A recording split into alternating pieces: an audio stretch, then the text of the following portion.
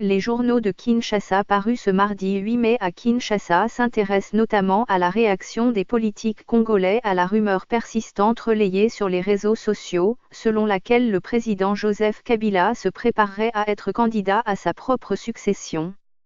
Ces allégations partagées par les internautes, via les réseaux sociaux, sont de folles rumeurs, fait savoir Forum Desa qui rapporte que la présidence a démenti lundi 7 mai toute nouvelle candidature du président Joseph Kabila, au prochain scrutin pour élire son successeur.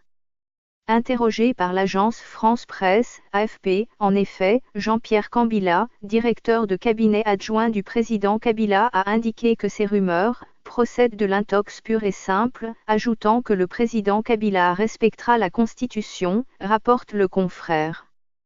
Pourquoi alors cette rumeur, s'interroge le journal qui tente de répondre en expliquant que tout est parti d'une conférence débat sur le thème la possible éligibilité du président Joseph Kabila pour un nouveau mandat, au regard de la Constitution du 18 février, telle que révisée à ce jour, donnée au mois d'avril dernier par le juriste Mirindi Batumaïk Jean Cyrus, dans la salle Père Beaucœur de Sépas à Gombe. Le conférencier, poursuit le quotidien, avait alors soutenu que Joseph Kabila est en droit de briguer un nouveau mandat à cause de la modification en 2011 de l'article 71 de la Constitution qui, estime l'auteur, a changé le régime juridique du mandat de l'actuel président. Et Francis Kalombo est convaincu que Joseph Kabila envisage réellement de se représenter, en cherchant une nouvelle interprétation de la Constitution par la Cour constitutionnelle, rapporte pour sa part qu'info.ca. Et pour bien accomplir ce plan, le président Kabila va changer les membres de la Cour constitutionnelle afin de les mettre entièrement sous son contrôle, a dit sur TV5 celui qui a renoncé lundi à son mandat de député et a quitté officiellement le parti au pouvoir, souligne le média en ligne. Anticipant ce scénario, le potentiel pense que la Cour constitutionnelle malgache vient de donner une leçon à la Cour constitutionnelle de la RDC.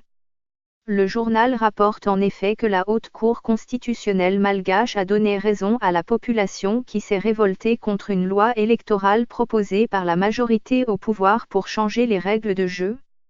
Dans un arrêt publié le 3 mai dernier, cette Cour a jugé inconstitutionnel le projet de loi électorale révisée introduite par le gouvernement du président Eri Rajaonarimampianina, mettant fin à une série de manifestations meurtrières enclenchées par l'opposition depuis le 21 avril dernier, relève le confrère, estimant que l'arrêt de la Haute Cour constitutionnelle malgache est une belle leçon pour Kinshasa où, pense le quotidien, la démocratie est en péril.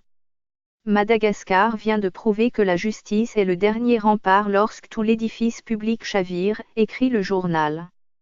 Actualité.cd se projette déjà dans l'après-Kabila et s'interroge, qui alors pour piloter la RDC après Joseph Kabila?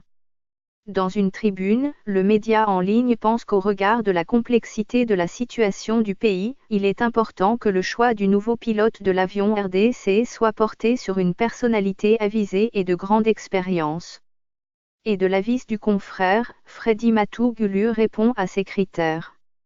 À l'en croire, cet universitaire et ancien employé du Fonds monétaire international, FMI, apporte une vraie valeur ajoutée à la classe politique du pays. Dans un autre registre, le Phare renseigne que des experts de l'OIF, Organisation internationale de la francophonie, séjournent depuis ce week-end à Kinshasa avec pour mission principale, l'audit du fichier électoral, en compagnie du staff de la CENI. Ce travail de contrôle devrait prendre une semaine, précise le quotidien qui dit craindre cependant qu'au terme de ce travail, les doutes restent entiers quant à la fiabilité du fichier électoral. Le quotidien fait en effet remarquer que cette opération se fait dans le secret et sans l'opposition. Ce fichier audio a été créé par Panopreté Basic, vous pouvez le télécharger sur www.panopreter.com.